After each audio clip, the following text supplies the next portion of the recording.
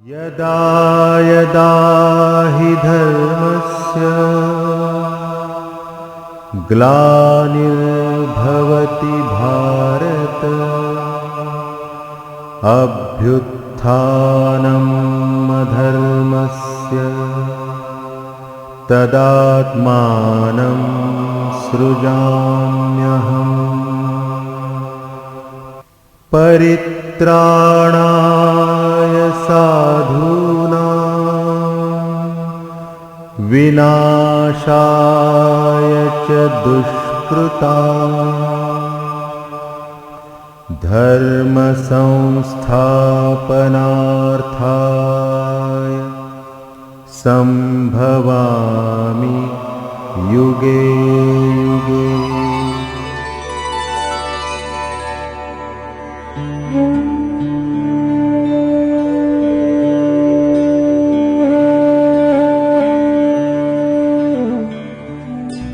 प्यारे प्यारे बच्चों, छात्र छात्राओं, हमारे फैकल्टी के सभी सदस्य, टीचिंग नॉन टीचिंग फैकल्टीज़ और हमारे यहाँ आए हुए आज के मेहमान लोग,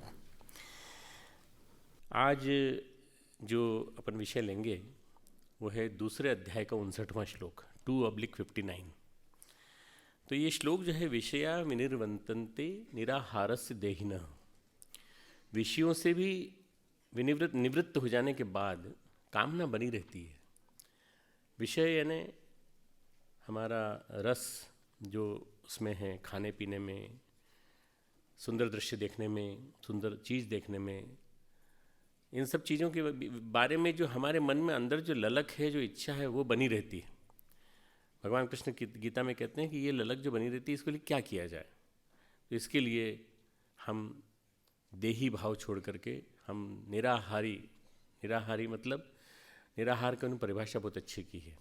तो सबसे बड़ी चीज़ क्या है, वासना में मन न लगाएं, वासना से दूर चलें, इच्छाएं अपनी विकसित न होने दें, बल्कि अपनी इच्छाओं को परिमार्जित करते हैं। अब कभी मौका लगा तो पहले मैं बहुत अच्छा ध्यान करा चुका हूँ, वासनाओं का, भावनाओं का, कामनाओं का परिष्कार, काम बीज का ज्ञान बीज में परिष्कार, काम बीज का ज्ञान बीज में परिष्कार कैसे करें। बहुत अच्छा है, बहुत सुंदर, उससे तुम्हारी बुद्धि भी बढ़ेगी और तुमको बहुत कुछ मिलेगा उससे। तो उसके पहले गीत है, गीत तो शुरू होता है माँ की आराधना से, पर माँ से प्रार्थना की जाती है। जगत वंदे माँ शक्ति दो साधना दो, जगत वंदे माँ शक्ति दो साधना दो, अचल अर्चना दो अटल वंदना दो, अचल अर्चना दो अटल वंदना दो, जगत वंदे माँ।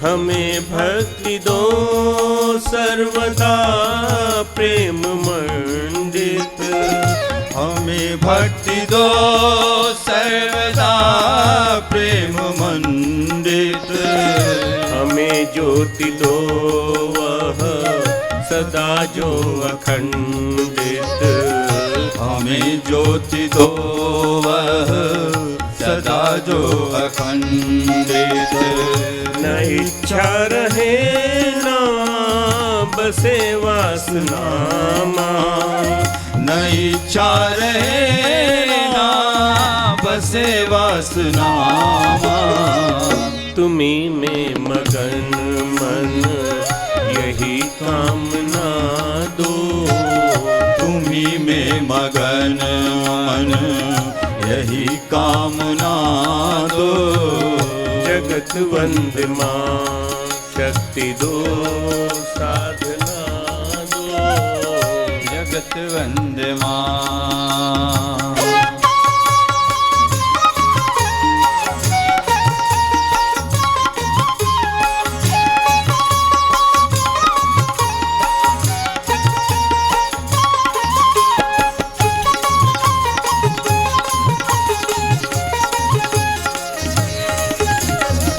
न हो हर्ष में शोक में क्षुब्ध यह मन, न हो हर्ष में शोक में क्षुब्ध यह मन। सतावे न सुख दुख कटे मोह बंधन, सतावे न सुख दुख कटे मोह बंधन। सभी यह तुम्हारा तुम्हारे सभी हैं, सभी यह तुम्हारा तुम्हारे सभी हैं। तुम्ही सर्वमय हो यही भावना दो, तुम्ही सर्वमय हो यही भावना दो। जगत वंद्यमान शक्ति दो साधना दो, जगत वंद्यमान।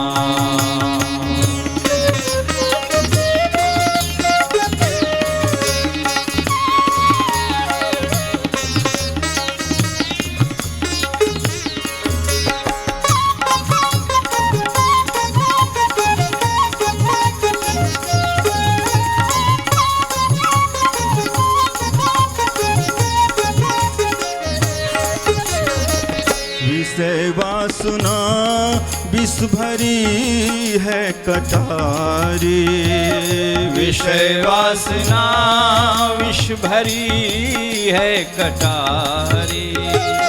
यही बुद्धि दे दो बने सदाचारी, यही बुद्धि दे दो बने सदाचारी। मिले मान अपमान पथ में तुम्हारे, मिले मान अपमान पथ में तुम्हारे। लगे सब परम प्रिय यही धारणा दो, लगे सब परम प्रिय यही धारणा दो। जगत बंदे माँ शक्ति दो साधना दो, जगत वंदे माँ शक्ति दो साधना दो। अचल अर्चना दो, अटल वंदना दो, अचल अर्चना दो, अटल वंदना दो। जगत वंदे माँ शक्ति दो साधना दो, जगत वंदे माँ, जगत वंदे माँ, जगत वंदे माँ।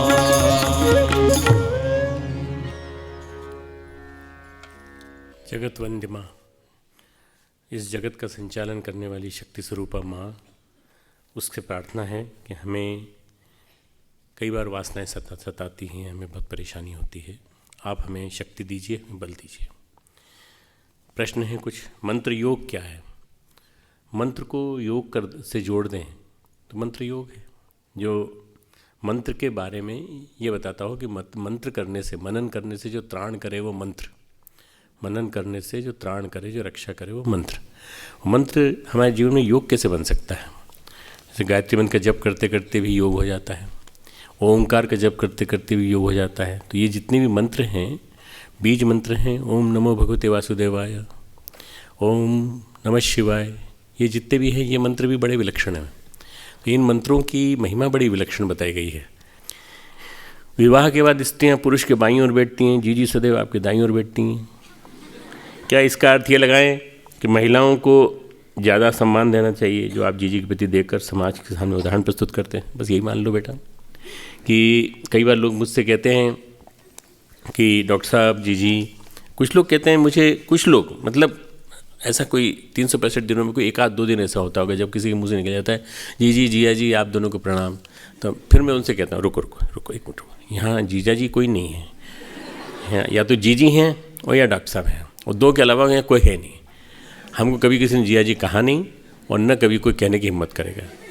तो इसलिए जीजी को मैंने जब से मैंने गुरुदेव से दीक्षा ली है 1981 की शिवरात्रि को, शिवरात्रि की दीक्षा के बाद हम दोनों एक दूसरे को भाई बहन की तरह से देखते हैं, बिल्कुल वही स्वरूप है।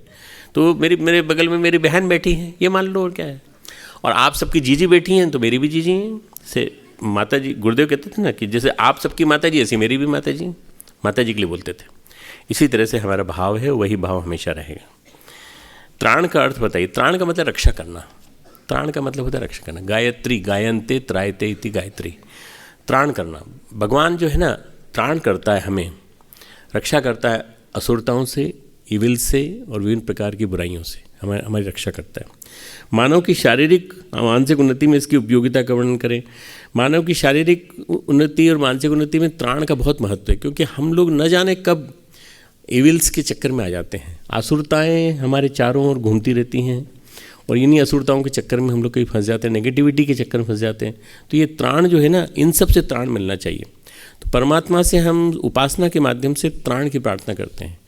गयान त्रायते सा गायत्री, जो प्राणों की रक्षा करे वो गायत्री प्राणों की रक्षा करती है। प्राणों की रक्षा नहीं होगी, प्राणों का त्राण नहीं होगा तो हमारे प्राण जल्दी चले जाएंगे। इसलिए त्राण शब्द जो है बड़ा महत्वपूर्ण है, अध्यात्म क्षेत्र में बहुत महत्वपूर्ण है। विद्यार्थी जीवन में क्या बिना बोले मौन किया जा सकता है, और विद्यार्थी को कैसा मौन रखना चाहिए? बेटा, सीमित संभाषण मौन के बराबर माना जाता है। सीमित, जितना ज़रूरी है, जितना ज़रूरी है उतना बोलो, उससे ज़्यादा मत बोलो। ज़रूरत से ज़्यादा बोलने वाला कई बार अनाप शनाप बोल जाता है। गुरुदेव ने एक वाक्य लिखा है, मूर्ख वो होते हैं जो बिना सोचे समझे बोल जाते हैं, समझदार वो होते हैं जो जब ज़रूरी हो तभी बोलते हैं, है ना, जब अनिवार्य हो तभी बोलते हैं, बिना सोचे नहीं बोलते। तो हर चीज़ सोच के बोलो, क्या प्रभाव पड़ेगा इसका सामने वाले के ऊपर। कहीं ऐसा तो नहीं बुरा मान जाए, कहीं ऐसा तो नहीं कि कहीं गलत लग गया इनको। अगर बात बात पर बहुत गुस्सा आए तो हमें क्या करना चाहिए? बेटा, जब गुस्सा आए ना तब ओम शांति शांति शांति, मन में शांति मंत्र बोलो। 5 मिनट तक कोई रिएक्शन मत दो। 5 मिनट तक उस गुस्से का कोई रिएक्शन मत दो। 5 मिनट के बाद तुम देखोगे तुमको गुस्सा आया, तुम सोचो किस बात पे गुस्सा आ रहा था, क्यों किस बात पे गुस्सा आ रहा था, मालूम नहीं, बस भूल जाओगे। इसलिए गुस्से पे control, anger management is one of the very good art. Medical point of view से कैसे समझाया जा सकता है, मैं किसी दिन क्लास लूँगा तुम्हारी एंगर मैनेजमेंट के ऊपर। 2-3 तरह के मैनेजमेंट समझाऊंगा, उसमें एंगर मैनेजमेंट बहुत बड़ी चीज़ है। क्योंकि मेरे से यहाँ जो युवाओं की जो क्लास हुई थी उसमें भी पूछा था कि इतना सुबह से शाम तक आपको ऊंचा नीचा सुनना पड़ता है और इतने लोगों से बातचीत करनी पड़ती है, इतना लिखते हैं, ये सब करते हैं, आप अपने गुस्से पे कैसे नियंत्रण करते हैं? ये बहुत ज़रूरी है। गुस्से पे नियंत्रण हो जाए। गुस्से में आदमी होश खो बैठता है, गुस्से में आदमी अनाप शनाप बोल पड़ता है और फिर उसके बाद परमानेंट डैमेज हो जाती है। फिर कोई दिक्कत नहीं, फिर तो दिक्कत ही दिक्कत है। कर्ता तो परमेश्वर है, हम तो केवल निमित्त मात्र हैं। फिर मनुष्य अपने भाग्य निर्माता आप कैसे हैं? कृपया अच्छे से समझाएं। कर्ता तो परमेश्वर है ऐसा कह के हम कई बार ये कह देते हैं कि मैंने नहीं किया, गलत काम मेरे से नहीं हुआ, परमात्मा से हुआ है।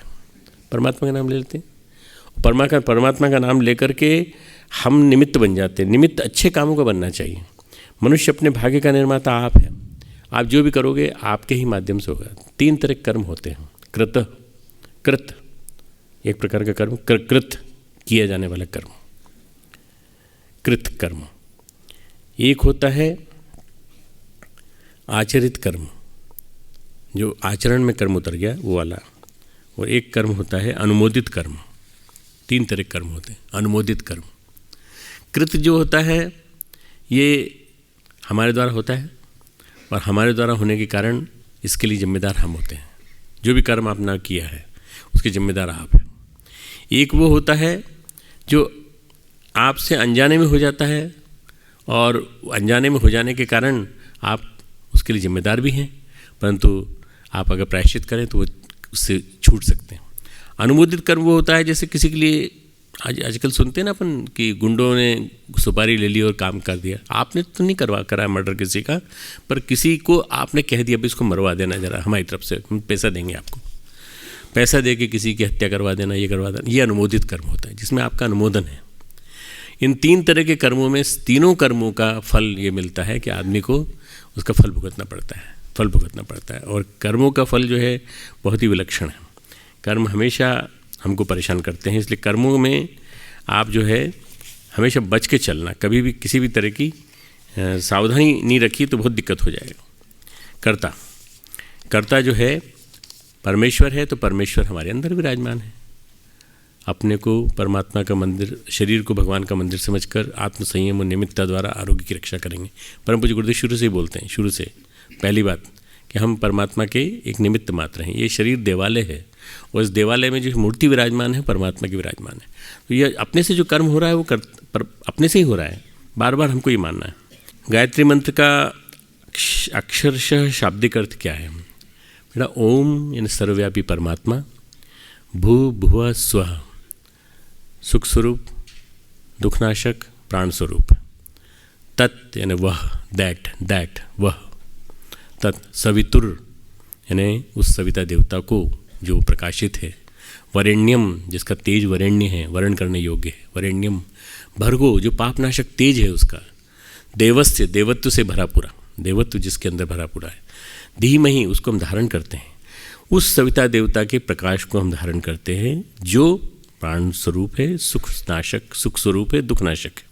और फिर आगे सवितु वरेण्यम भर्गो देवस्य धीमहि, वो देवत्व से भरा पूरा है, पापनाशक तेज है, धीमहि उसको हम धारण करते हैं, अपने जीवन में धारण करते हैं। धियो यो न प्रचोदयात्, धिय यानी बुद्धि, यह मीन्स जो, न मीन्स अवर्स हमारी, प्रचोदयात् मीन्स मोटिवेट्स, ड्राइव्स अवर इंटेलेक्ट फोर्सिवली, जो हमारी बुद्धि को ज़बरदस्ती प्रेरित करता है सही मार्ग पर। गायत्री मंत्र का उच्चारण मात्र करने से मन सर्किल्स बनने लगते हैं, वर्ल्स बनने लगते हैं। ऐसा कहा जाता है कि कम से कम 5 माला तो रोज़ करनी चाहिए। 5 माला न हो पाए तो चलो कम से कम कुछ नहीं तो 1 माला कर लो, पर वो नियम बना लो, नियमितता, निरंतरता, कंटिन्यूटी, रेगुलरिटी। अगर वो नियमितता रेगुलरिटी होगी तो वर्ल्स बनते जाएंगे इस तुम्हारे न्यूरोनल सिस्टम में, और वो जो बनेंगे एनग्राम्स, संस्कार बनेंगे, वो तुम्हारे लिए बहुत उपयोगी होंगे। इसलिए गायत्री मंत्र को जब करते हैं तो बार बार इसलिए बोलते हैं, ऐसा नहीं कि हमें नहीं आता इसलिए बोल रहे हैं, रट रहे हैं, हम रट नहीं रहे हैं, हमको रटा हुआ है, ऑलरेडी रटा हुआ है, पर हम जीवन में उतारने की कोशिश कर रहे हैं। गुरुदेव कहते हैं गायत्री मंत्र हमारे साथ, मन ही मन, गायत्री मंत्र के साथ सूर्य का ध्यान, उगते हुए सूर्य का ध्यान, सुबह सुबह ध्यान होता है, उगते हुए सूर्य का ध्यान करें। गुरुदेव की एक लाइन पे ध्यान देते हैं बस, उगते हुए सूर्य का ध्यान। इतना सुंदर है उगते हुए सूर्य का ध्यान कि उससे आपके रोम रोम में प्रकाश आ रहा है। सविता वरेण्यम भर्गो देवस्य धीमहि, तेजस आपके अंदर, तेजस का वर्ण और देवत्व का वर्ण, सविता के तेजस का वर्ण और देवत्व का वर्ण, ये गायत्री मंत्र का भावार्थ है, जिससे कि बुद्धि सन्मार्ग की ओर चले, मोटिवेशन मिले हमको। तो ये गायत्री मंत्र बहुत बढ़िया मंत्र है। यदि हमें सविता देवता से सद्बुद्धि लेने की भावना करनी है तो संस्कृत में मंत्र क्यों पढ़ते हैं, हिंदी में भावना क्यों नहीं करते? बेटा संस्कृत बोलो चाहे हिंदी बोलो, भगवान को सभी भाषाएं समझ में आती हैं, कोई दिक्कत नहीं है। सविता देवता का भी हिंदी मंत्र है, सविता देवता का इसी से भी जुड़ा हुआ हिंदी मंत्र है। हम गायत्री मंत्र को तो गायत्री संस्कृत भी बोलते हैं। शंकर भगवान को जो बेल पत्र चढ़ाया जाता है उसमें 3 पत्ते क्यों होते हैं? त्रिदलम पापहरणम। एक्चुअली भगवान शंकर जो हैं ये उन्हीं की कृपा से, ऐसा कहा जाता है, उन्हीं की कृपा से ये 3 शक्तियाँ बरसीं, और 3 शक्तियाँ बरसीं वो त्रिदलीय बेलपत्र के रूप में निकली। और देखो बेलपत्र सब जगह पाया जाता है, पूरे भारत में, पूरे विश्व में। मैं तो मॉरिशस में मुझे मिला, मुझे वहाँ मिला, फिजी में मिला, न्यूजीलैंड में मिला, सब जगह मिला। जहाँ जहाँ शंकर जी की पूजा होती वहाँ मिल जाता है। शंकर भगवान को बहुत प्रिय है, उनको किसी तरह की और मिठाई और कोई चीज़ खाने की इच्छा नहीं होती, पर केवल दर्शनम बिल्वपत्रम, क्या आगे क्या है, सर्व पापैक नाशम ना, ऐसे कुछ, त्रिजन्म पाप संहारम। 3 जन्मों में, पिछले 3 जन्मों में जो पाप किए हैं आपने, कई तरह के, भौतिक, आधिभौतिक, आधिदेविक, आध्यात्मिक स्तर पे कहीं कोई पाप किए हो तो सबके सब उनका संहार हो जाता है। गायत्री का अर्थ प्राणों की रक्षा, सावित्री का अर्थ सविता देवता की शक्ति, सावित्री। जो गायत्री अगर आध्यात्मिकता की देवी है तो सावित्री भौतिक लौकिक शक्ति देने वाली देवी है। गायत्री और सावित्री दोनों मिलकर के पूरक बनती हैं एक दूसरे की। धर्म और अध्यात्म क्या है? देखो, धर्म यानी रिलीजन, अध्यात्म यानी स्पिरिचुअलिटी। इंग्लिश में पहले समझ लो। रिलीजन जो है इसके 3 भाग होते हैं, मेटाफिजिक्स, एथिक्स और स्पिरिचुअलिटी। धर्म का एक भाग है अध्यात्म। और अध्यात्म जब जीवन में उतरता है तो हमारे अंदर संवेदना पैदा होती है। धर्म के कई बहिरंग स्वरूप हो सकते हैं, कर्मकांडी स्वरूप और दूसरे दिखावे वाला स्वरूप, कई तरह के धर्म के स्वरूप। हम तो नाटक देखते रहते हैं, रोज़ देखते रहते हैं। धर्मों की धर्म नगरी है ये तो कितने नाटक धर्म के नाम पे होते हैं, 50 तरह के कर्मकांड, ये सब जितने। पर इन कर्मकांड में प्राण आता है अध्यात्म से, कर्मकांडों में प्राण आता है अध्यात्म से। आध्यात्मिकता का मतलब है श्रेष्ठता और सद्गुणों को, सर्वोच्च उत्कृष्टताओं को, उनको पिरोने की कला, अध्यात्म का मतलब है। जब तक इन दोनों को समझ में नहीं आएगा तब तक हम धर्म को और अध्यात्म को कन्फ्यूज़ करते रहेंगे। यदि हमसे जाने अनजाने में कोई अपराध हो जाए तो हम उसका प्रायश्चित कैसे करें? प्रायश्चित करने का एक तरीका है, सच्चे मन से भगवान के सामने कहो कि हम फिर से नहीं करेंगे, सच्चे मन से, और फिर रिपीट मत करो। न झूठ बोलना, न कड़वा बोलना, न कोई अपराध करना, न किस तरह की बात, सच्चे मन से करो और उसके बाद उसको निभाओ। और इसके लिए कुछ न कुछ कोई प्रतिज्ञा कर लो, कुछ जैसे फास्ट रख लिया एक दिन का, और उसके बाद सप्ताह में एक दिन एक समय बिना नमक बिना शक्कर का भोजन करेंगे, थोड़े दिन तक निभाएंगे उसको, धीरे धीरे निभ जाएगा, फिर प्रायश्चित निभ जाएगा। 1977 के सितंबर में परम पूज्य गुरुदेव ने एक अंक लिखा था, प्रायश्चित अंक। उसमें पद यात्रा, साइकिल यात्रा, तीर्थ यात्रा और ये सब को उन्होंने प्रायश्चित के रूप में, प्रायश्चित के माध्यम से बताया है। तो प्रायश्चित बहुत बड़ी शक्ति है, प्रायश्चित से बहुत लाभ मिलता है। गायत्री मंत्र बोलेंगे, ओम भूर्भुवः स्वः तत्सवितुर्वरेण्यं भर्गो देवस्य धीमहि धियो यो नः प्रचोदयात्। ओम गुरुर्ब्रह्मा गुरुर्विष्णु गुरुरेव महेश्वरः गुरुः साक्षात् परब्रह्म तस्मै श्री गुरुवे नमः। अखण्डमण्डलाकारं व्याप्तं येन चराचरं तत्पदं दर्शितं येन तस्मै श्रीगुरुवे नमः। मातृवत् लालयित्री च पितृवत् मार्गदर्शिका नमोऽस्तु गुरुसत्तायै श्रद्धा प्रज्ञायुता च। परम पूज्य गुरुदेव और परमवंद्य माता एक सूक्ष्म उपस्थिति में यहाँ बैठे सभी प्यारे प्यारे बच्चों और हमारे इस यूनिवर्सिटी के सभी एकेडमिक नॉन एकेडमिक सभी मेंबर्स, भाइयों और बहनों, गीता का 59वां श्लोक दूसरे अध्याय का, यानी वही अगेन स्थित प्रज्ञ पे हम लोग आ गए। विषया विनिर्वर्तन्ते निराहारस्य देहिनः रसो वर्जम रसोऽपि अस्य परम दृष्टा निवर्तते। ये बहुत सुंदर श्लोक है और इस श्लोक को पहले थोड़ा विभाजित करेंगे अलग अलग, उसमें आप लिखना चाहें लिख सकते हैं। निराहारस्य, पहले निराहारी। निराहारी का मतलब ये नहीं होता कि जो आहार ना लेता हो। निराहारी का मतलब होता है इंद्रियों को विषयों से हटाने वाला। इंद्रिय क्या है? खाना, भोजन की, ये इंद्रिय रसना। और विषय क्या है? खाने पीने की चीज़ें। इंद्रिय क्या है? आँखें। और विषय क्या है? सामने कोई लड़की घूम रही है, कोई लड़का घूम रहा है, कोई सुंदरता घूम रही है, आपको दिख रही है, वो विषय है। या कोई पोर्नोग्राफिक कोई चित्र चल रहा है, या कोई अश्लील चित्र लगा हुआ है, ये विषय है। तो हमारे ज्ञानेंद्रियों को, हमारे अंदर के इंद्रियों को जितना प्रभावित करने वाले जितने विषय हैं, ये सब के सब, इन सब से इंद्रियों को विषय से हटाना। निराहारी, निराहारस्य देहिनः। देहिनः यानी देही, देहधारी। देहधारी कौन होता है? मनुष्य। मनुष्य के भी विषयाः, विषय तो विनिर्वर्तन्ते, निवृत्त हो जाते हैं, पर विनिर्वर्तन्ते मतलब निवृत्त हो जाते हैं, तो पर रसवर्जम, रस निवृत्त नहीं होता। देखो, विषय तो चले गए पर उसमें रस नहीं गया। रस यानी जो चाव आता है ना, जो रस आता है, उसमें आनंद आता है। गुलाब जामुन का सोच सोच के लोगों के मुंह में पानी आ जाता है। चाट पकौड़ी का नाम सुनते ही आनंद आ जाता है। ये क्या है? ये रस है। रस अभी है नहीं आपके सामने, पर केवल सुना भर है, आपने सोचा भर है उसके बारे में। रसवर्जम रसोऽपि अस्य, रस निवृत्त नहीं होता। रसवर्जम यानी रस निवृत्त नहीं होता, परंतु परम, परमात्म तत्व का, परम यानी परमात्मा। जहाँ भी परम शब्द आए गीता में कहीं भी या संस्कृत में कहीं भी, तो परम तत्व, परम तत्व, परमात्मा तत्व। दृष्टवा, दृष्टवा यानी उसको अनुभव होने से, परम दृष्टवा, परमात्मा का दर्शन होने से, परमात्मा का अनुभव होने से, परमात्मा की अनुभूति होने से, अनुभव होने से, अस्य, इस स्थित प्रज्ञ का, अस्य यानी इस स्थित प्रज्ञ का,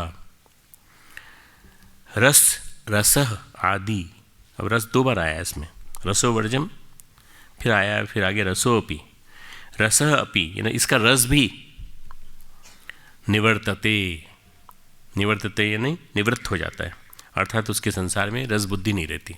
फिर संसार में ये सब चीज़ें आती हैं जाती हैं, पर मन उनमें लगता नहीं, उनमें हमारा मन अननेसेसरली, हम परेशान नहीं होते उनकी वजह से। भगवत गीता एक प्रकार से भगवान का बनाया हुआ गीत है। भगवत यानी भगवान का, गीता यानी गीत, भगवान का बनाया हुआ गीत, इसलिए भगवत गीता कहते हैं उसको। गीता कई हैं, लेकिन भगवत गीता एक ही मात्र ये है जहाँ भगवान उपदेश देते हैं और मनुष्य बनकर उपदेश देते हैं। गीत गाते हैं, मनुष्य शरीर में आकर उपदेश करते हैं। मनुष्य शरीर में आकर उपदेश करने का मतलब क्या है? मनुष्य शरीर में मनुष्य जीवन की अनंत संभावना है। किसी और को नहीं सुनाया, देवी देवताओं की भी इच्छा थी ऊपर से नीचे आने की, सुनने की इस गीत को, पर वो मनुष्य को ही सुनाते हैं, क्योंकि मनुष्य के अंदर अनंत संभावनाएं हैं, सीमाएं भी हैं, पर मनुष्य प्रकृति में जटिलताएं भी हैं, सूक्ष्मताएं भी हैं। अन्य जीवों की भी देह है, शरीर है, लेकिन अन्य देहों के शरीर में फर्क है। पशु पक्षी में कई विशेषताएं हैं जो मनुष्य जीवन में नहीं है, परंतु पशु ज़्यादा ताकतवर भी होते हैं। पक्षी आकाश में भी उड़ सकते हैं, मनुष्य आकाश में भी नहीं उड़ सकता, और शेर की तरह से दहाड़ भी नहीं सकता। लेकिन मनुष्य जो है वो परमात्मा बन सकता है, ये पशु नहीं बन सकता। पशु जो है वो परमात्मा नहीं बन सकता। मनुष्य के अंदर परमात्मा बनने की अनंत संभावना है। मनुष्य अपने जीवन से, अपनी चेतना से भगवत चेतना तक पहुंच सकता है, शिखर तक पहुंच सकता है। अन्य लोग जितने भी हैं, वो अन्य जितने जीव हैं उनमें ही संभावना नहीं है। हम लोग जब बायोलॉजी पढ़ते थे, बायोलॉजी में एम्ब्रियोलॉजी पढ़ाई जाती थी। तुम लोगों ने पढ़ी होगी एम्ब्रियोलॉजी, भ्रूण विज्ञान पढ़ा होगा। कुछ लोग जो बायोलॉजी रहे होंगे वो एम्ब्रियोलॉजी में, भ्रूण विज्ञान में भ्रूण का विकास कैसे होता है ये बताते हैं। भ्रूण का विकास में भ्रूण में जीव प्राय मछली की तरह से दिखाई पड़ता है, फिर मुर्गी से लेकर अनेक अवस्थाओं को पार करता है। तो ऐसा लगता है जैसे भ्रूणावस्था के जो 9 महीने होते हैं उनमें जीव चेतना, मनुष्य चेतना, बच्चे की चेतना बड़े विचित्र और आश्चर्यजनक ढंग से रूपांतरित होती चली जाती है। पूरा का पूरा कॉन्स्टेंटली मॉडिफाई होता जाता है। यहाँ तक कहा गया है कि 84 लाख योनियों का स्वरूप देखना हो तो हर सेकंड जो जीव आप देख भी नहीं सकते, पर ऐसी कोशिश चल रही है, ऐसे कैमरेज डेवलप किए जा रहे हैं जिससे कि जीव का जो विकास हो रहा है उसको हम रिकॉर्ड कर सकें, कैसे विकास हो रहा है। तो वो जो विकास होता है कई रूपों में विकास होता है। चलो 84 लाख में मत जाओ, दशावतार का जो स्वरूप होता है वो भी इसी रूप में निकलता है, ऐसा कहा जाता है। 24 अवतार का रूप भी इसी रूप में होता है, ऐसा कहा जाता है।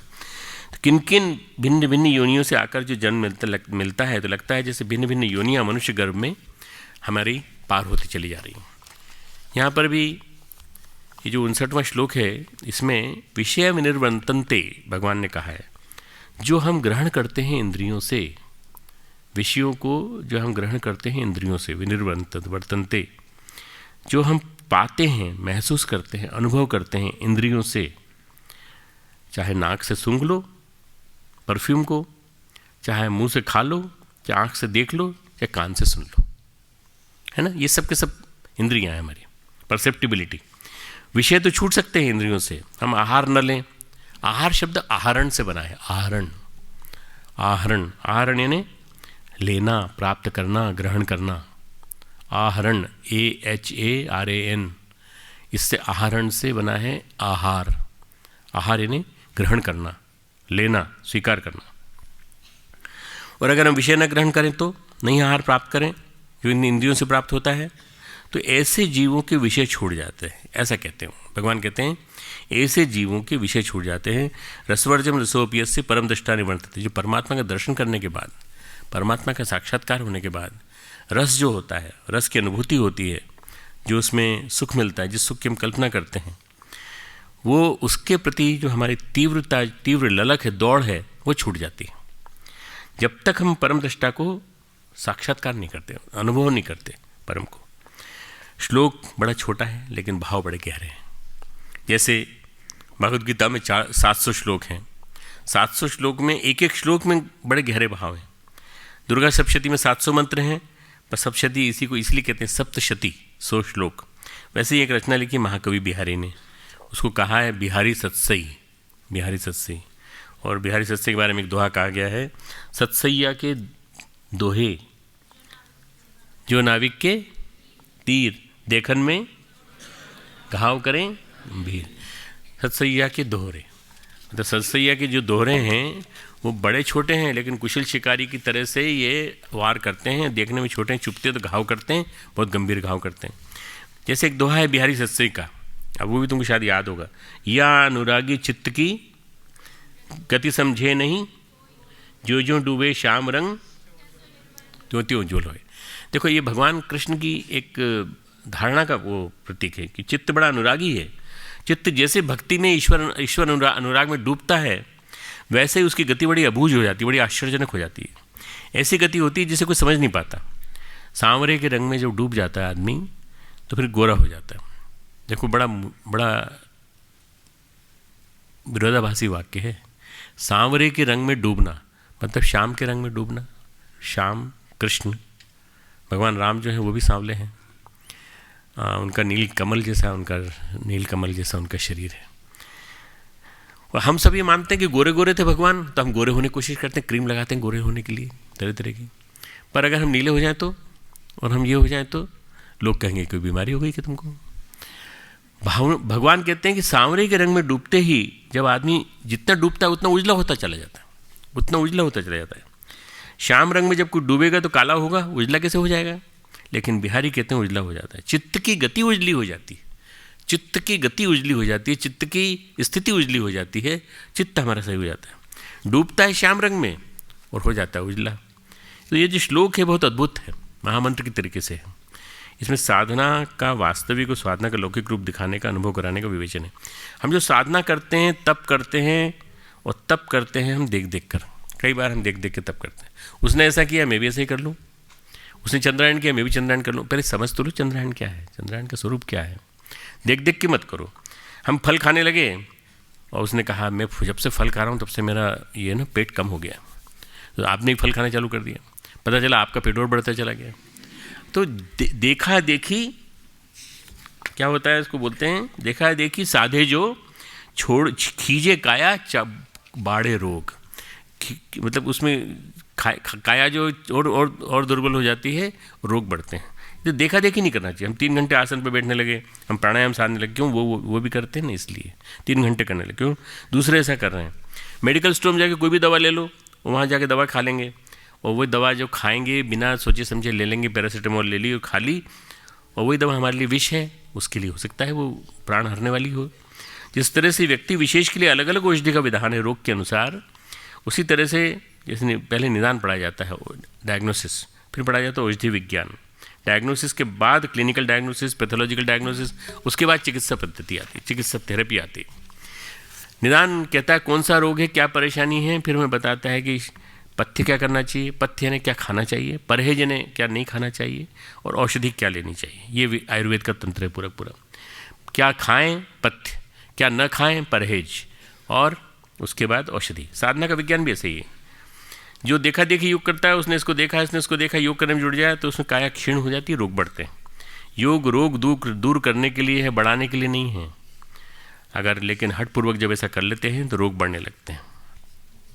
विषया विनिर्वर्तन्ते निराहार से देहने। एक कथा सुनाता हूँ मैं। कथा थोड़ी लंबी है, पर तुम लोगों में से कईयों की सुनी भी होगी, नहीं सुनी हो तो फिर से सुनना। ये कथा महाराज भर्तहरि की है। महाराज भर्तहरि उज्जैन के सम्राट थे। उज्जैन महाकाल की नगरी है। अवंतिका पहले कहते थे, अब उज्जैनी कहते हैं उसको। अभी उज्जैनी में सिंहस्थ लगने वाला है 19 अप्रैल से और 19 मई तक, 20 मई तक सिंहस्थ है कुंभ, पूर्ण कुंभ। उज्जैनी के महाराजा के 2 पुत्र थे, भर्तहरि और विक्रमादित्य। दोनों भाइयों की माता थी सौम्य दर्शना। उसके 2 पुत्र थे, विक्रमादित्य भरत। दोनों भाई ऐसे सगे भाई की तरह से रहते थे। सगे भाई ऐसे रहते थे जैसे कि बिल्कुल एक दूसरे के प्राण हों। दोनों भाइयों को शकों के आक्रमण के कारण, विधर्मियों के आक्रमण के कारण उज्जैनी छोड़नी पड़ी। तो बाद में दोनों बड़े हुए। बड़े होकर के वीर बल अर्जित किया, अपनी सामर्थ्य को अर्जित किया और शकों को पराजित किया, इसलिए उनको शकारी कहा जाता है। शक अरी, अरी यानी दुश्मन, शकों के दुश्मन, शक नहीं आते थे। शक जो हैं ये जो तिब्बत का पहाड़ है ना, इसके पार से जो शक और हूण आते थे, यवन उधर से आते थे पश्चिमोत्तर से, और पूर्वोत्तर से जो आते थे वो शक और हूण कहलाते थे। ये लोग जो आते थे इनसे लड़े और लड़ने के बाद इनको भारत में घुसने से रोका। इतना बड़ा शासन था इनका। उज्जैनी राज्य था, राजधानी थी, परंतु पूरी की पूरी भारत उनका परिसर था, कैंपस था। बड़ी प्रतिभा थी उनकी। भर्तृहरि की बहुत ही अद्भुत, बहुत ही विलक्षण प्रतिभा संपन्न व्यक्तित्व के स्वामी। और भर्तृहरि के 3 शतक हैं।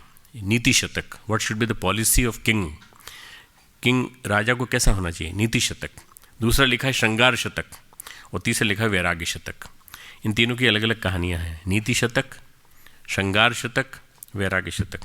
नीति शतक में जीवन कैसे जिए, जीवन का व्यवहार कैसा हो, राजा का जीवन कैसा हो और नागरिकों का जीवन कैसा हो, जीवन की समझ, जीवन की सोच, इसमें श्लोक हैं।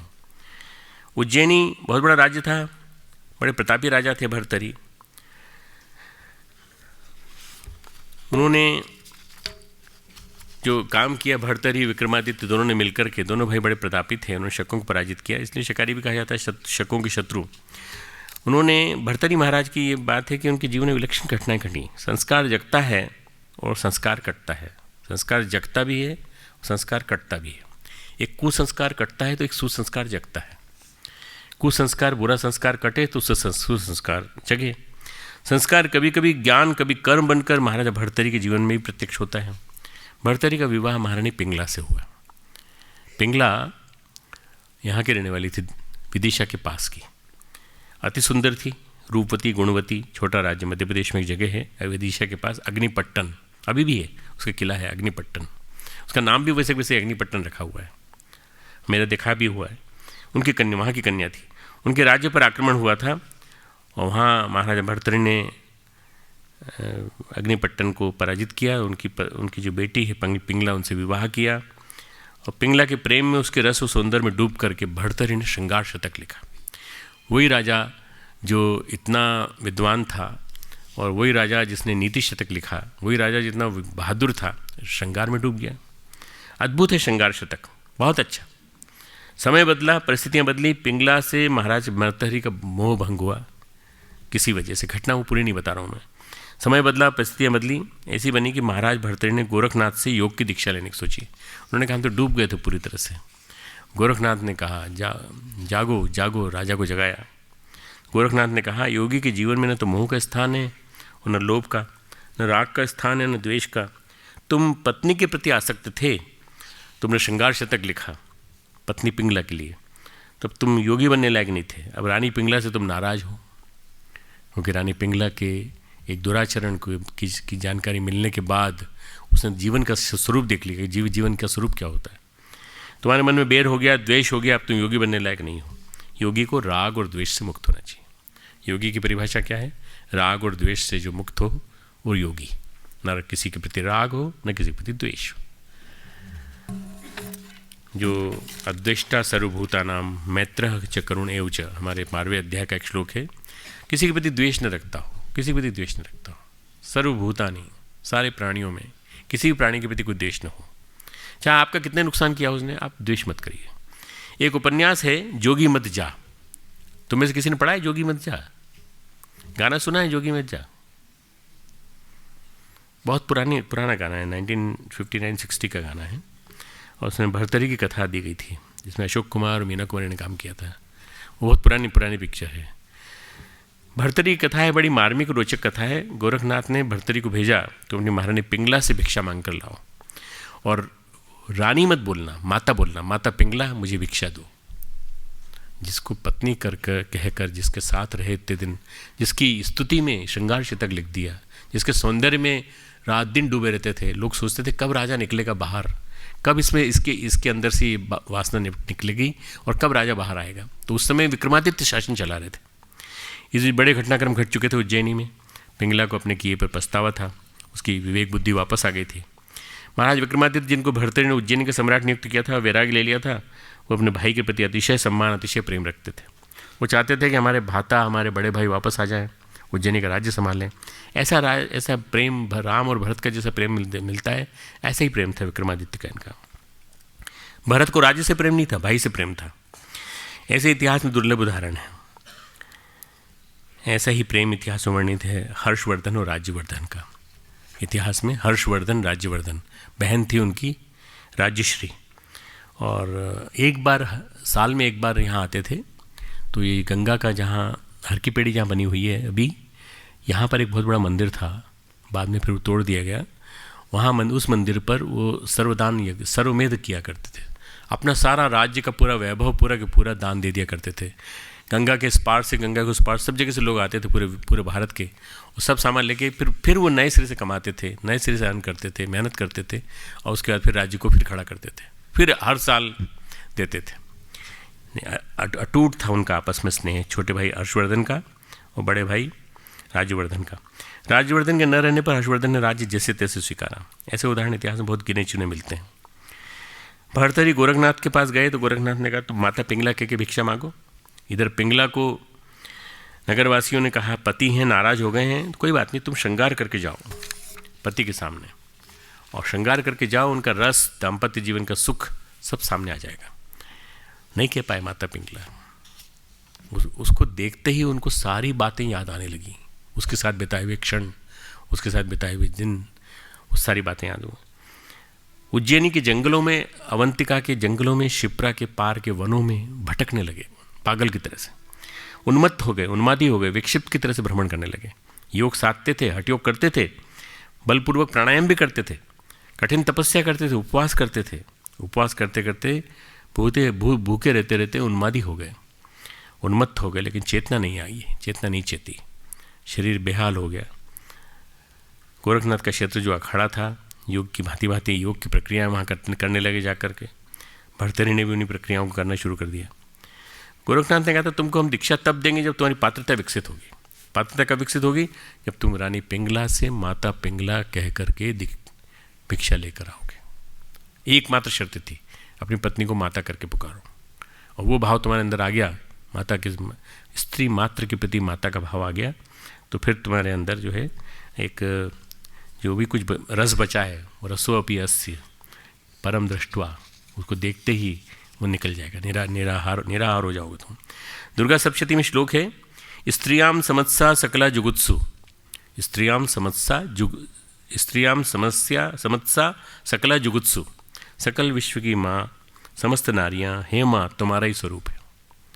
हे माँ जितनी नारियाँ हैं तुम्हारा ही स्वरूप है, समस्त विद्याएं तुम्हारा ही वेद हैं।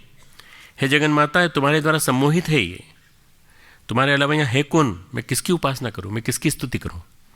गोरखनाथ ने कहा यदि योगी बनना चाहते हो, हमसे दीक्षा लेना चाहते हो, तो तुम्हें अनुभव करना पड़ेगा कि सब स्त्रियों में जगन माता है। स्त्री मात्र में, नारी मात्र में जगन माता इस विद्यमान है। ये तुमको मानना पड़ेगा, ये तुमको स्वीकार करना पड़ेगा। महामाया परमाशक्ति समस्त स्त्रियों में वास करती है। योगी बनना चाहते हो तो योगी का दृष्टिकोण रखना पड़ेगा, योगी का अंतःहृदय, योगी की अंतर चेतना। देखो योगी बनना आसान नहीं है। पहले तो स्त्री मात्र में नारी का भाव, पत्नी में भी नारी का भाव, वो नारी भी माता के रूप में, ये इतनी कठिन शर्त थी इनके लिए, जो कैसे इन्होंने पूरी की होगी कल्पना करो तुम। गुरु दीक्षा देते हैं तो दीक्षा में चित्त में बीजारोपण करते हैं। दीक्षा देते हैं ना, चित्त में बीज लगा देते हैं। किसान गाँव में जेठ की दोपहरी में भी हल चलाते हैं, जाड़ों में भी हल चलाते हैं। क्यों हल चलाते हैं? क्योंकि सूरज की रोशनी में जब मिट्टी अंदर की निकल के बाहर आ जाती है तो भूमि की उर्वरता सुधरती है। भूमि की उर्वरता प्रकृति के तत्व मिलकर बढ़ाते हैं। योगी के अंतःकरण में भी एक खास अद्भुत मनोभूमि होती है। योगी जो है ना, इसका भी अंतःकरण एक खेत की तरह से है। योगी का अंतःकरण, तुम योगी बनना चाहते हो मान लो, तो तुम अपने अंतःकरण को देखना है, तुम्हारा अंतःकरण इस लायक है कि नहीं, पात्रता है कि नहीं।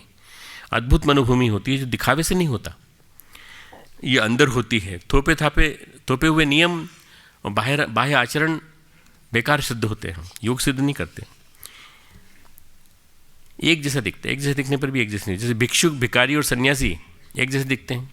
कहीं भी देखो तो मैं स्वामी सत्यमित्रानंद जी के यहाँ एक कार्यक्रम में गया, वहाँ एक का सम्मान हो रहा था। सम्मान के पश्चात स्वामी जी ने उनको कुछ दिया, बहुत पुरानी बात है, 12-15 साल पुरानी बात।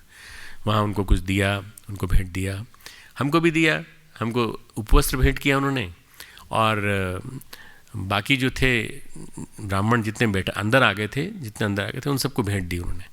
जैसे ही हम वहाँ से गाड़ी में बैठ के बाहर निकले तो कम से कम कुछ नहीं तो 150-200 भिक्षुक बाहर खड़े थे, चिल्लाए जोर जोर से स्वामी जी महाराज को गाली देते हुए, इनको दो, इनके पास बड़ी कार है, इनके पास दो, इनको दो, हमको तो देते नहीं हो, हमको पास खाने को नहीं, हमको देते नहीं हो।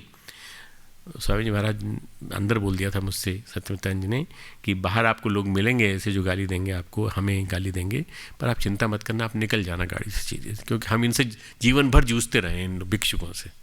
तो भिक्षुक, भिखारी और सन्यासी एक जैसे दिखते हैं, लेकिन एक होते नहीं हैं। उनके उद्देश्य, उनके जीवन की प्रकृति, उनके सोचने का मौलिकता अलग अलग ढंग की होती है। योगी भी भीख मांगता है, भिखारी भी भीख मांगता है, पर जो योगी सन्यासी जो भीख मांगता है वो उसको कहते हैं मधुकरी। सन्यासी की भीख को कहते हैं मधुकरी लेने जाना है, बिना मधुकरी लिए नहीं आएंगे। जब रामकृष्ण परमहंस को शरीर को अग्नि दे करके आए विवेकानंद अपने 12 गुरु भाइयों के साथ, तो माँ शारदा ने कहा चलो बैठो, स्नान करके आए हो? स्नान करके आए। माँ भोजन दो, भूख लगी है। बोले कुछ नहीं है, घर में कुछ नहीं है, अन्न नहीं है, मधुकरी लेके आओ, तुम सन्यासी हो, तुमको ठाकुर ने सन्यासी बना दिया, अब तुम मधुकरी लेके आओ। मधुकरी लेने गए और लेकर इकट्ठी करके जितनी लाए उसको फिर बांटा माँ शारदा ने, और उसके बाद उसको बांटा, तब जाके खाया सब लोगों ने। मधुकरी शब्द मधुकर से बना है, मधुकर यानी भौरा, मधुकरी शब्द मधुकर से बना है, मधुकर यानी भौरा। भौरा क्या करता है? एक फूल पे बैठता है, वहाँ से पराग लेता है, छोड़ देता है, फिर दूसरे फूल पे बैठता है, वहाँ से चलता है, तीसरे पे चलता है, वहाँ से चलता है। तो भौरे की तरह से जो मधु का संचय करे जगह जगह जाके, वहाँ से पराग लेता है, छोड़ देता है, फिर अपने भर के ले आता है। मधुमक्खी संचय करती है, छत्ता बनाती है, शहद बटोरती है, जुटी रहती है, अपने शहद के पीछे एक कण बटोरती रहती है, सोचती है कि पीढ़ियाँ हमारे ये शहद हमारे बच्चे खाते रहेंगे। नहीं खाते। एक भालू आता है, वो हाथ मारता है, एक आदमी आता है, वो नीचे से आग लगा देता है, शहद इकट्ठा कर लेता है और ले आता है पूरा। मधुमक्खी में और भौरे में अंतर है। भौरा इकट्ठा नहीं करता, भौरा अपनी ज़रूरत के लायक जितना ज़रूरी है वो ले लेता है। तो जो ये भौरा संचय नहीं करता, परिग्रह नहीं करता है, इसलिए उसकी वृत्ति को कहते हैं मधुकरी। भौरे की वृत्ति को कहते हैं मधुकरी। जितना ज़रूरत है उतना ले लो। हमारे कल्याण देव जी महाराज थे जिन्होंने कि इस विश्वविद्यालय का भूमि पूजन किया है 1999 में। 125-27 साल की उम्र में उन्होंने शरीर छोड़ा। जितना हाथ में आ जाए उतना लेते थे, बस हाथ में जितना आ जाए, ऐसा हाथ यूँ करते थे, जितना हाथ में आ जाए उतनी भिक्षा लेते थे बस। एक बार मैं और जीजी उनसे मिलने गए, आमंत्रण देने गए थे यहाँ के लिए, तो उन्होंने हमको केला दिया, एक केला दिया, और जैसे हमने केले के छिलका खा करके हमारे साथ बड़े रामसाई शुक्ला जी थे साथ में, हम उनको देने लगे तो उनका इधर लाओ, ये मेरी गाय खाएंगी, चलो लाओ छिलके मेरी गाय खाएंगी तो और मुझे दूध देंगी, तुम इनको फेंक मत देना इधर उधर कहीं है। और मेरे लिए क्या लाए हो? तो हम उनके लिए लेके गए थे फल वगैरह, तो बोल लाओ इसमें जितना इसमें आ जाए इतना दे दो बस। उनकी इसी वृत्ति ने उनको 350 इंस्टीट्यूट का ओनर बना दिया। 350 institute, 350 polytechnic, girls college, inter college, degree college, पूरा वेस्टर्न यूपी, पूरा हरियाणा इसमें बसे हुए हैं पूरे के पूरे। तो मधुकरी का फ़र्क है, मधुकरी बता रहा हूँ मैं। महाराज भर्तहरि का आंतरिक रूपांतरण चाहते थे गोरखनाथ, तो रानी पिंगला से अलग थे, मिलते तो नहीं थे। अवंतिका के वनों भटकते थे, शिप्रा के तट पर भटकते थे, उन्माद हो गया भटकते भटकते। तो उन्होंने कहा कि अब तुम जाओ लेने के लिए, पर उन्होंने देखा कि ये तो मानसिक रूप से विकसित हो गए हैं। तो फिर गोरखनाथ जो थे वो बड़े सिद्ध चिकित्सक थे, स्पेशली आध्यात्मिक चिकित्सक। जो भौतिकवादी चिकित्सक होते हैं वो तो नहीं समझ पाते इस बात को, पर अध्यात्मवादी चिकित्सक, नाड़ियों का जो प्रवाह होता है उन ऊर्जा के प्रवाह में जो व्यतिक्रम हो जाता है तो मानसिक दशा और शारीरिक दशा गड़बड़ा जाती है। तो उन्होंने भर्तहरि को ढूंढा, वन में गए, उनको कोई जड़ी बूटी दी और उसके बाद उनकी नाड़ी दबाई। नाड़ी दबाते दबाते वो सेंसिटिव नाड़ी पे पहुंच गए जिस पे जहाँ जरूरी थी, और ठीक की और सूझ गई थी। भर्तहरि की चेतना वापस लौटी। उन्होंने कहा, माँ भर्तहरि योग सोच है, आज जो मैं बोल रहा हूँ सुनने की कोशिश करना। योग सोच है, समझ है, अंतर्विकास है, अंतर्दृष्टि है। योग सोच है, समझ है, अंतर्विकास है, अंतर्दृष्टि।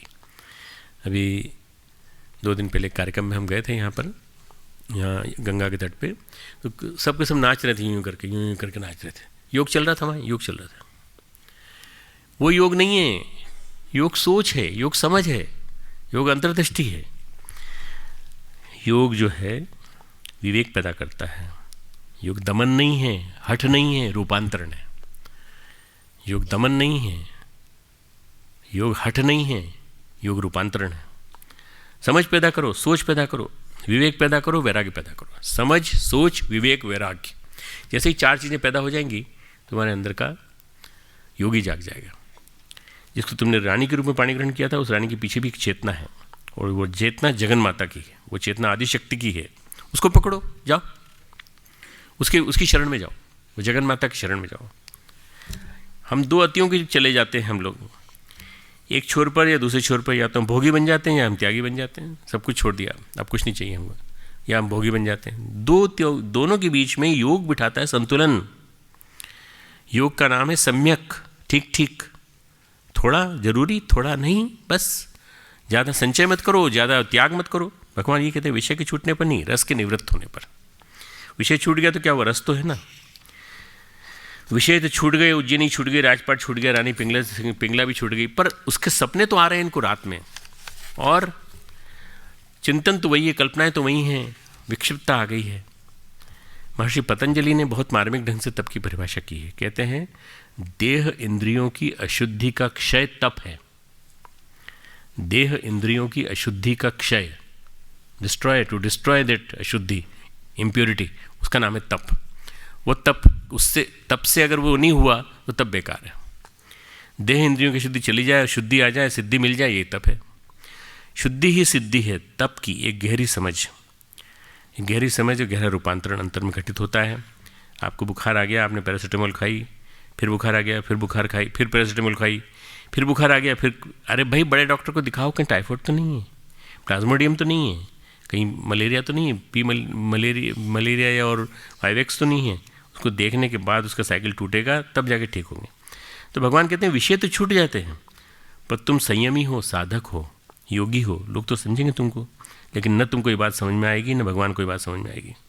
गोस्वामी जी ने एक बात कही है, मैं थोड़ा आज फास्ट हूँ क्योंकि मुझे पुरस्कार भी बांटना है, तो कहीं ये न बोल पाऊँ तो तुम्हें मान लेना कि इसके अंदर CD के अंदर सब आ जाएगा पूरे, ठीक है। न मतलब समझ लिख पाओ तुम तो, कहनु कवन सिद्धि लोक रिझाई, कहनु कवन सिद्धि लोक रिझाई। लोग अगर तुमसे प्रसन्न भी नहीं हो गए तो सिद्धि क्या मिलेगी। कहनु कवन सिद्धि लोक रिझाई, लोगों को रिझाने से क्या सिद्धि मिलेगी तुमको, परिणाम क्या होगा, तुम तो वहीं क्यों ही रहोगे। जब हम षट संपत्ति की चर्चा करते हैं तो शम दम उपरति तितिक्षा ये सब इनकी बात करते हैं। हमारे अंदर शमन भी होना चाहिए और दमन भी होना चाहिए। शमन और दमन 6ठे अध्याय में 4थे श्लोक में ही आया है। शम और दम दोनों होना चाहिए, शमन भी हो और दमन भी हो, तब उपरामता आएगी, नहीं तब आप उस चेतना से ऊपर उठ सकेंगे। गोरखनाथ भर्तरी से यही चाहते थे। अब बड़ी कठिनाई के साथ, बड़ी सोच समझ के साथ एक दिन आया जब भर्तरी महाराज भिक्षा लेने गए, स्थिर शांत, राग द्वेष से मुक्त, मान सम्मान अपमान से मुक्त। उन्होंने महारानी पिंगला से, उनके सामने कुछ लोग ऐसे भी थे जो हंस रहे थे पीछे खड़े हुए, उनके सामने खड़े होकर उनको देख करके माता पिंगला कहा। उस दिन देखा नगरवासियों ने, महारानी पिंगला ने, भर्तरी ने, विक्रमादित्य ने, सबने अनुभव किया कि अब महाराज भर्तरी नहीं रहे, योगी भर्तरी हो गए। जो हमारे राजा हुआ करते थे, जिन्होंने नीति शतक लिखा था, श्रृंगार शतक लिखा था, वो बदल गए हैं, रूपांतरण हो गया है। अब वो समता में स्थित हैं, कुशलता में स्थित हैं, समता में, कुशलता में स्थित, विचारशीलता में और विवेक में स्थित एक नई चेतना परिभाषित हो रही है। उसके बाद उन्होंने वैराग्य शतक लिखा। इस तीसरी स्थिति के बाद जब ये अपनी पत्नी से, पिंगला से जब उन्होंने भिक्षा मांग ली, तो उसके बाद उन्होंने वैराग्य शतक लिखा। और भोगान भुक्ता वयमेव भुक्ता, भोग भोगे नहीं जाते, हम ही भोग लिए जाते हैं, हमें ही पूरी तरह से खा लिया जाता है। ये उस श्लोक के विभिन्न प्रकार के श्लोक हैं। उसमें विषय विनिवृत्तन, विषय नहीं छूटे, रस भी छूट जाना चाहिए। अब मनुष्य को पहचानना है कि तुम्हारे अंदर सपने किस चीज़ के आते हैं। सपने ऐसा तो नहीं कि उन्हीं चीज़ों के आते हो जिन चीज़ों में आपकी रुचि थी, उसको उद्घाटित करते हैं तुमको। तो वो उन चीज़ों को मत करो। विनोबा ने एक जगह लिखा है, राम नाम में हमारा अनुराग है, राम नाम को हम मानते हैं, राम की भक्ति करते हैं, लेकिन पहचान नहीं है कि ये पहचान नहीं कि हमारी भक्ति सच्ची है कि झूठी है। अगर हम पागल हो जाएं, पागल अवस्था में भी हमारे मुंह से राम नाम निकलने लगे तो हम सही अर्थों में राम नाम को जीवन में उतार पाए हैं। राम नाम को लेकर हमारे आंसू बहने लगे तो समझ जाओ कि हमारे राम नाम आ चुका है।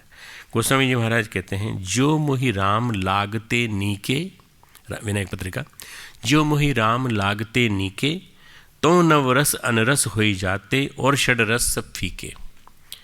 फिर से बोलता हूँ, लिखना चाहो लिख सकते हो। जो मोहि राम लागते नीके, अगर मुझे राम अच्छे लगते हैं, जो मोहि राम लागते नीके, तो नवरस अनरस, तो सारे नवरस अनरस हो जाते, बिना रस के हो जाते, उन रसों में मेरा मन नहीं लगता, अनरस हो ही जाते। और षडरस सब फीके, जो षडरस कहा जाता है, 6 प्रकार के रस कहे गए, सब फीके हो जाते। खट्टा मीठा तीखा कड़वा नमकीन कसेला, ये 6 रस हैं। खट्टा मीठा कड़वा तीखा नमकीन कसेला, ये 6 तरह के रस हैं। ये षडरस फिर हमारे मन में नहीं रहते, फिर मन में तो केवल एक ही रस रहता है, राम रस। जब ये सब चीज़ चली जाती है तो राम रस। तुलसीदास जी राम में डूबे हुए, हनुमान जी राम में डूबे हुए।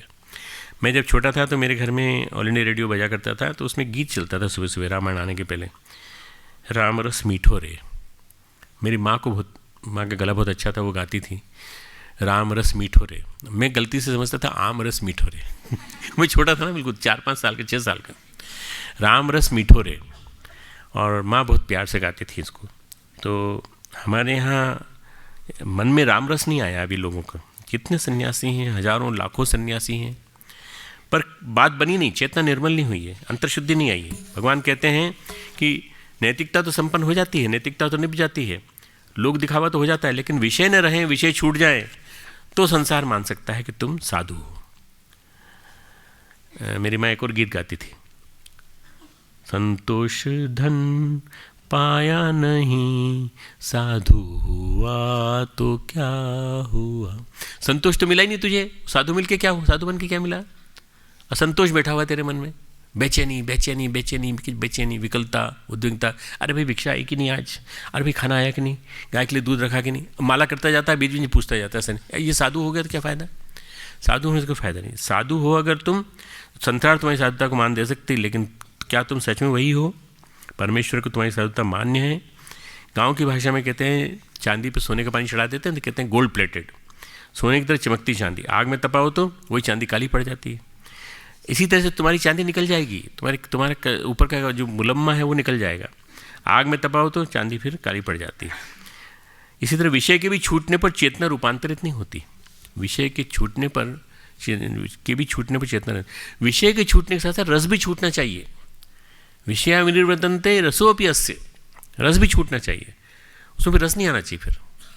फिर आपके जीवन में नैतिकता का जो मूल्य है, नैतिकता को के ऊपर भी आध्यात्मिकता को उत्क्रांति कहा गया है। आध्यात्मिकता नैतिकता की उत्क्रांति है। नैतिक बनने से आदमी का कुछ नहीं होता, केवल नैतिक बनने से कुछ नहीं होगा। नैतिक बनने के बाद आध्यात्मिक भी बनो, ऊंचाई। नैतिक बने चांदी चढ़ गई, आध्यात्मिक बन गई चांदी, सोना चढ़ गया, सोना चढ़े तब एक कक्षा पार हो गई। नियम है, मान रहे हैं, नहीं मान पाए, अंदर से जोर पड़ा, संस्कार ने जोर मारा, नियम टूट गए। लेकिन आध्यात्मिकता में पतन संभव नहीं है। आध्यात्मिकता एक बार आ गई तो पतन नहीं होता, फिर वो एक कक्ष में स्थापना हो जाती है, एक कक्षा में स्थापना हो जाती है। विषय नहीं छूटे, रस छूट गया। आध्यात्मिकता का अर्थ है रस बदल गया। आध्यात्मिकता का कई बार तुमने स्पिरिचुअलिटी का मतलब पूछते ना क्या होता है, रस बदल गया। अब हमारा रस नहीं, वो नहीं है। जो आम जनता का रस है, संसार का रस है, वो हमारा रस नहीं है। उस परम रस की अनुभूति हो गई। इसके लिए भक्त को साधक की कड़ी परीक्षा देनी पड़ती है, कड़ी चोट सहनी पड़ती है। आपने सुना होगा, गुरु कुमार शिष्य कुंभ है, घड़ी घड़ी मारे चोट, अंतर हाथ सहाय दे, काढ़ निकाले खोट। क्यों निकालता है? क्योंकि अगर वो कंकड़ भी रह गया है, गांठ भी रह गई मटके में, तो वो घड़ा चटक जाएगा। जैसे ही चटका तो वहाँ से भी पानी निकलने लगेगा। अंदर से सहारा देता है, बाहर से खोट निकालता है गुरु। तो थोड़ी देर के लिए, घंटा 2 घंटा के लिए, महीने भर के लिए, 6 महीने के लिए साधु का, योगी का अभिनय करना तो ठीक है, चल जाएगा, कोई दिक्कत नहीं। एक थे हमारे एक कलाकार था, साधु का अभिनय करता था, नारद जी का अभिनय करता था। कई हमारे कलाकार हैं, वो साधु के अभिनय करने से कुछ नहीं होता। जब तक आप साधुता जीनी हो तो उसके लिए मुश्किल है, उसकी प्रकृति के विपरीत है, निराहार नहीं। रसोवर्जम रसोऽपि अस्य। भगवान श्री कृष्ण गोकुल में थे और दुर्वासा ऋषि जमुना के पार। एक कहानी सुना के मैं अपनी बात को समापन के लिए ला रहा हूँ। नगर की स्त्रियाँ, वधुएं, गोपिकाएं दुर्वासा को भोजन कराने जा रही थी। बहुत बड़ी जमुना, बड़ी चिंता हुई। भगवान कृष्ण बैठे थे, बोले कन्हैया ये तो बताओ जमुना कैसे पार करेंगे। तो बोले जमुना के पास जाओ तो ये बोलना, अगर कृष्ण का किसी लड़की से संबंध न हो, किसी लड़की को उसने कभी छेड़ा न हो, किसी लड़की को उसने, कन्या को किसी ने कभी उसके साथ कोई प्रेम न हो, उसको भी प्रेम न हो और इस लड़की को भी उससे प्रेम न हो, तो मेरे लिए रास्ता दे दो। बोले ऐसा कैसे हो सकता है? अरे बोले कह के तो देखो, कह के देखो। ये कैसी बात है? दिन भर हम लड़कियों के साथ रहते हो, दिन भर हमारे साथ छेड़खानी करते रहते हो, हम लोगों के साथ हंसते बोलते हो, मजाक करते हो। बोले तुम लोगों से क्या कहें, लेकिन तुम जरा जमुना से कह के देखो। जमुना से कहने पे जमुना ने रास्ता दे दिया। जमुना जैसे कहा, जमुना अरे कृष्ण की बात है, रास्ता दे दिया पूरा। उधर चले गए, सब गोपिकाएं जमुना पार चली गई। दुर्वासा ने खाना खाया, खूब जम के खाया, मतलब एक बार नहीं, उन्होंने 10 लोगों का खाना खाया, जितना ले गई थी सब खाया। भोजन किया, भोजन के सारे रस बड़े मन से चखे। दुर्वासा वैसे बड़े क्रोधी ऋषि हैं, इसलिए वो सब लेके गई थी। मालूम नहीं क्या मांग बैठे, अरे ये लाओ, और वहाँ तो वो नहीं होगा तो फिर क्या बड़ी दिक्कत हो जाएगी। भोजन के सभी रस भोजन में बना के गोकुल को बरसाने की और गोकुल की ले गई थी लड़कियाँ। दुर्वासा ने खाना खाया, भोजन की तारीफ भी की, बहुत खुश हुए। अब समस्या वही थी, जमुना का वेग तो बड़ा हुआ था, अब जमुना कैसे पार करें। जब आए थे तब तो कृष्ण का नाम लेके आ गए, यहाँ आके खड़े हुए तो फिर जमुना सामने है। तो फिर गोपिकाएं दुर्वासा के पास गईं, बोले महाराज हमने आपको भोजन कराया, आप एक कृपा करिए, हमको उस पार पहुंचा दीजिए। अरे तुम जमुना से एक बात बोलना, ये दुर्वासा ने उपवास किया हो, दुर्वासा निराहारी हो, कभी न खाया हो, कुछ न खाया हो, तो मांग दे दे मांग दे देगी जमुना। अब पूछने की हिम्मत भी नहीं पड़ेगी, अगर नहीं दिया तो क्या होगा, वो ये थोड़ी कह सकती। तो उन्होंने कहा कहीं गड़बड़ न हो जाए। फिर चलो जमुना के सामने आई, तट पर आई गोपिका। जमुना से बोली अगर दुर्वासा निराहारी हूँ, दुर्वासा उपवासी हूँ, दुर्वासा ने कभी अन्न ग्रहण न किया हो, तो हे यमुना माता मांग दे दो। यमुना ने मांग दे दिया, निकल के आ गए। बात विचित्र सी थी, गोपिका अनुभव नहीं कर पा रही थी। ये तो दिखने में उल्टा है, कृष्ण कहते हैं लड़कियों से हमारा संबंध हो, दुर्वासा कहते हैं हमने कोई भोजन नहीं किया हो। दोनों ही बातें झूठी निकली और यमुना ने हमको रास्ता दे दिया। हमारे सामने कृष्ण मिलते हैं, हंसी मजाक करते हैं, बात करते हैं, प्रेम करते हैं, फिर कैसे हुआ, फिर कैसे ऐसे हुआ कि रस नहीं है वहाँ पर। विषया विनिर्वतन्ते, रस नहीं है, कृष्ण के प्रेम में रस नहीं है, और दुर्वासा के भोजन में रस नहीं है। भोजन तो किया पर रस नहीं है, इसलिए वो चीज़ प्रसाद बन गई और ये चीज़ सामान्य योग बन गई, भक्ति योग बन गई। समझ में आया कि नहीं तुमको? समझ में आया ना? मतलब रस चला गया, उसका रस चला गया। हमारे लौकिक जीवन में रस ज़्यादा प्रधान है, चाहे वो कोई भी हो, कोई भी फिल्मी अभिनेत्री हो, चाहे कोई भी हो, हमारे जीवन में रस आ जाता है और वो जीवन में जो रस आ जाता है वो विकृत कर देता है हमारे को। विषय छूटे कि नहीं छूटे, रस छूट गया, अब देह ही निराहार नहीं है, निराहार नहीं है, तो उसमें आंतरिकता बदल गई, उसमें तो आंतरिकता बदल गई उनकी। पारस कहते हैं कि पारस लोहे को सोना बना देता है। कैसे बना देता होगा? बात बड़ी साफ है, लोहा हो, सोना हो, कोई भी धातु हो, तत्व वही है। लोहा सोना क्यों नहीं है, वो सोना लोहा क्यों नहीं है? इलेक्ट्रिक कन्फिग्रेशन चेंजेस हो जाते हैं पारस की वजह से। तो जो आणविक संरचना है, उस संरचना की प्रकृति के कारण ही यह लोहा है और वो सोना है। दो बात, एक ये वैज्ञानिक सत्य है, साधना से, समझ से, विवेक से, वैराग्य से परिवर्तन हो सकता है। जैसे पारस लोहे को बदल सकता है, सोना बना सकता है, ऐसे गुरु नाम का पारस लोहा नाम के शिष्य को सोना बना सकता है। लोहा नाम के शिष्य को सोना बना सकता है। किससे? साधना से, समझ से। इलेक्ट्रिकल पूरा इलेक्ट्रॉनिक कन्फिग्रेशन चेंज कर देगा शिष्य का, आंतरिक रूपांतरण हो जाएगा पूरा। जब हम आध्यात्मिक जीवन जीते हैं, जब हम साधना करते हैं और जब हम नवीन व्यक्तित्व का रूपांतरण करते हैं, निर्माण करते हैं, तो निर्माण हमारे अंदर से उभर के आ जाता है। एक नया चिंतन विकसित होता है, परिपक्व होता है। अपनी साधना में एक प्रायश्चित विधान होता है जिसकी मैं बात कह चुका हूँ। 1977 सितंबर की पत्रिका अखंड ज्योति, कभी पढ़ने को मिले, ये सब डाउनलोड कर सकते हैं, इस पे इंटरनेट पे है।